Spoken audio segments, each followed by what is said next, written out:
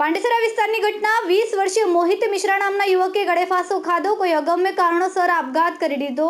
પાંડેસરા પોલીસે અકસ્માત મોતનો ગુનો નોંધીને તપાસ શરૂ કરી. સુરતના પાંડેસરા વિસ્તારમાં રહેતા 19 વર્ષીય યુવકે ઘરમાં જ ગળેફાંસો ખાઈ આપઘાત કરી લીધો હતો. ઘરના મોટા દીકરાએ આ પગલું ભરી લેતા પરિવારમાં શોકમાં ગરકાવ થઈ ગયો હતો. મૃતક યુવક રિક્ષા ચલાવી પરિવારને આર્થિક રીતે મદદરૂપ થતો હતો, પરંતુ 1 મહિના પહેલા તેને અકસ્માત નડતા તે છેલ્લા 1 મહિનાથી ઘરે જ હતો. મળતી માહિતી મુજબ મૂળ ઉત્તર પ્રદેશના વતની અને હાલમાં સુરતના પાંડેસરા સ્થિત ગીતાનગર પાસે 19 વર્ષીય મોહિત સુરેશ મિશ્રા પરિવાર સાથે રહેતો હતો. પિતાનું 1 વર્ષ પહેલા અવસાન થયું હતું.